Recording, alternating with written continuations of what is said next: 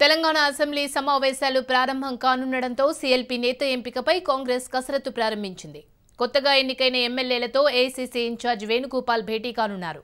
రేపు assembly committee హాల్లో ఎమ్మెల్యేలతో ఆయన భేటీ అయి ప్రతిపక్ష నేత ఎన్నికపై అభిప్రాయాలు తెలుసుకోనున్నారు. అనంతరం ఆయన రాహుల్ గాంధీతో సమావేశమై సీఎల్పీ నేతను ఎన్నుకోనున్నారు. అయితే కొత్తగా ఎన్నికైన ఎమ్మెల్యేల ప్రమాణ స్వీకారానికి ముందే సీఎల్పీ నేత ప్రమాణం చేయడం ఆనవాయితీ కావడంతో సీఎల్పీ ఎన్నికపై కసరత్తును కాంగ్రెస్ స్పీడ్ చేసింది. పూర్తి సమాచారాన్ని మా ప్రతినిధి రాజురెడ్డి ఫోన్ లైన్ లో అందిస్తారు. Good morning Raju Reddy. Telangana assembly సమావేశాలు ప్రారంభం కానుండడంతో సీఎల్పీ నేత ఎంపికపై కాంగ్రెస్ కసరత్తు చేస్తున్నట్టు తెలుస్తుంది. పూర్తి అప్డేట్స్ ఏంటి?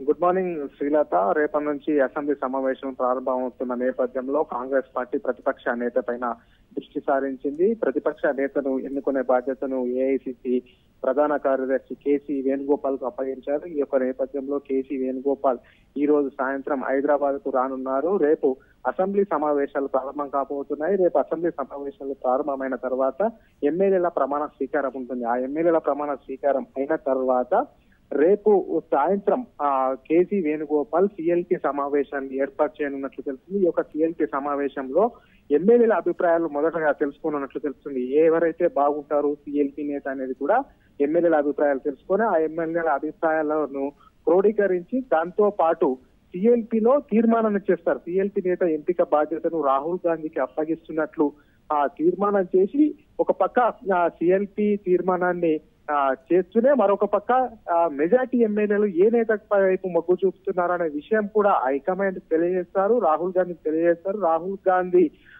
ఎవరి పేరు సూచిస్తే వారి పేరును సీఎల్పీ నేతగా ఎన్నుకునే అవకాశం ఉంది. రేపు ఈ సీఎల్పీ నేత సాయంత్రం వరకు కసరత్తు పూర్తి కానుంది. రేపు ఎవరు సీఎల్పీ నేత అవుతున్నారో రేపు సాయంత్రం వరకు మనకు ఒక క్లారిటీ రానుంది శ్రీలత.